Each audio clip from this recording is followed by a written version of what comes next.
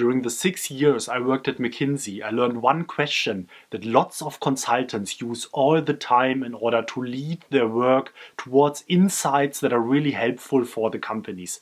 And this is a question that especially senior consultants, such as partners or senior project leads, would use in order to motivate their team, in order to really drill down into the insights that the team generated. And this is the question of the so what.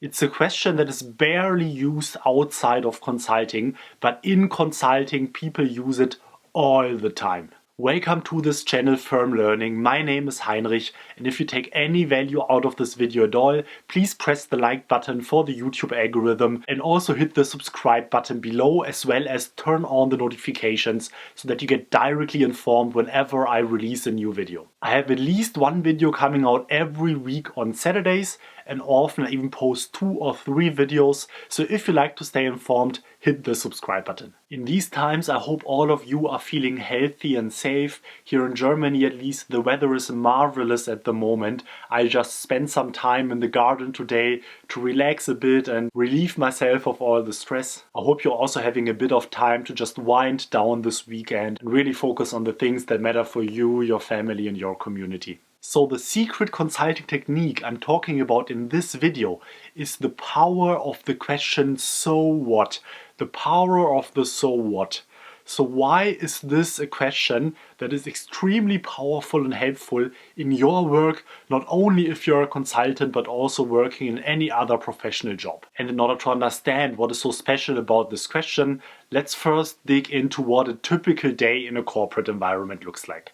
You will have lots of meetings with colleagues from your department or from other department. You will receive data. You will then conduct analysis based on the data. You will then probably prepare the results in some kind of documents, whether it's in Word, PowerPoint, or maybe even an Excel analysis. And then in one way or another, you will discuss this work with your supervisor, with your team lead, with other colleagues in order to then reiterate and then finally come to a result that is beneficial to whatever task you are working on. So while being a project lead at McKinsey, I noticed that there is one thing that many, especially of the more junior colleagues, struggle with, and this is really understanding what the purpose of a certain task they were asked to do is. And what this leads to then is that this junior colleague will work on a certain task and he will think that it's completed and is just fine because he did exactly what he was asked to do, but then when you review it, when you look into it, it might even be the case that yes, this was what you asked to do,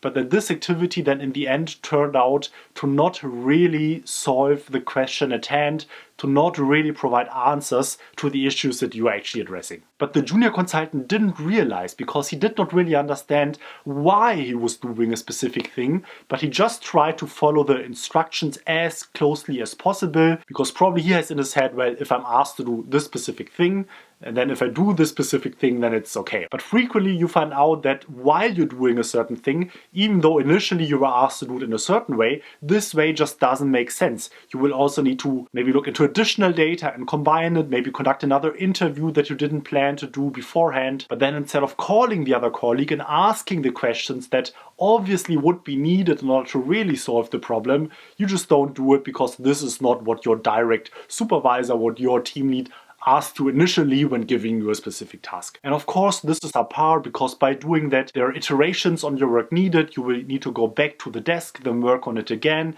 then maybe compile the additional data, the additional information, potentially repeat certain activities to then only review it again. So how does the question of the so what come into play here? And what's important to understand here is that the main objective of consultants is to derive insights, to derive conclusions from analysis that you conduct that have a real business value for the company you work for. One of the biggest arguments that you can get from your team lead or maybe from a partner of your consulting firm after you completed an analysis is that this person says to you, wow, thank you, that was really insightful. Being insightful is one of the best things somebody can say about you in such a corporate environment, because this means that you help the person really come to a conclusion that he otherwise would not have derived. It means that your analysis is so full of insights, full of valuable conclusions, that they really provide a value to the people you are working for. So what does this have to do with the consultant who just followed orders but didn't really come up with a great result that answers the questions? Well, what this means is that this consultant did not really derive the insights by doing his work that he was supposed to come up with. His work was not really insightful, even though he might have followed exactly the things he was asked to do. And consultants use one test to understand whether your analysis, whether your work was insightful or not.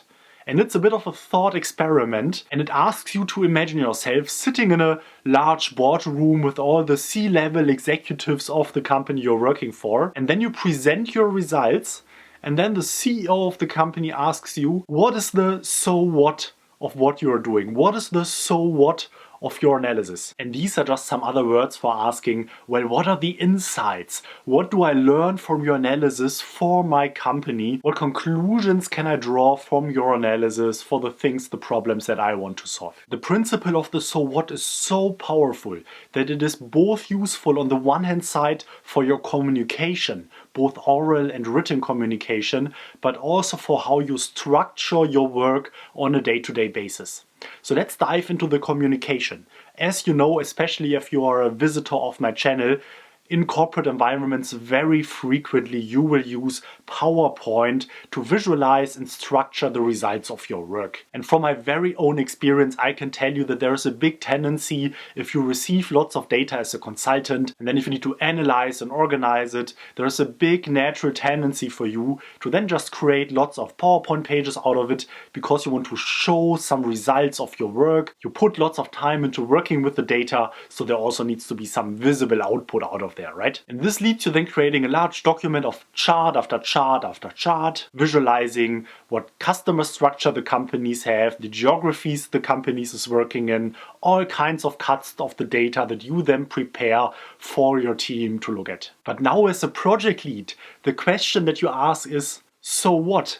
So dear analyst, dear associate now working for me here on my team, it's great that you looked into all these things, that you prepared this very big document, but what are the so what's that we can take out of your analysis? And this is then where especially junior consultants struggle when then their work falls short of what is actually needed and expected, because they created some potentially great looking pages. They spent lots of time analyzing all the data that they get from the client, but all this work did not lead to any tangible so what's. It did not lead to any valuable and actionable insights that the client can actually use. So what can you do to make sure that both your oral and written communication always contains a strong so what? And well, especially in written communication, if you work in PowerPoint, the so-called action title is the main tool to use in order to convey your so what. The action title should precisely contain the so what of the page that you create. And if you haven't seen it yet, I created a video explaining what an action title is and how you come up with a good, strong and powerful action title. I will link it above for you to check it out. If you have not seen it yet, I can highly recommend it. And if you're really serious to learn how to create slide presentations in the same way that large strategy consulting firms do it, I created a whole multi-hour course on that.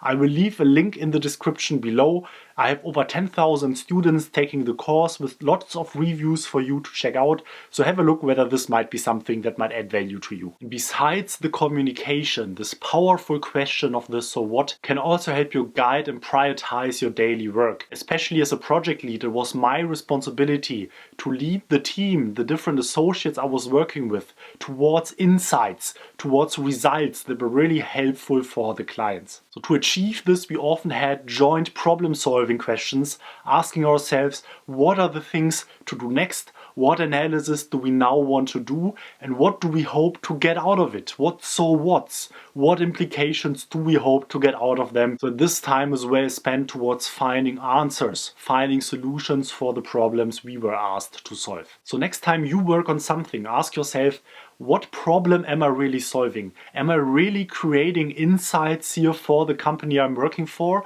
What value can I add? What is the so what of my work? ask yourself the question, so what? When you just created a document and an analysis, what do you get out of it? What is the implication of the things that you are doing? So I sure hope that this video had some good and tangible so what's for you, that there are some clear takeaways and learnings for you after watching this video. If you don't know yet, I now also have an Instagram account. My Instagram handle is Firm Learning as well. So if you haven't seen it yet, please check it out. Also on my Instagram, I will do my very best to provide fresh content for you to help you succeed in the first years of your career. And again, if you took any value out of this video at all, please press the like button for the YouTube algorithm and subscribe to the channel to stay informed and see all the latest videos that I will release. And my promise to you is that I will release at least one new video every week. So stay healthy, keep learning. Thank you for watching. This is Heinrich from Firm Learning.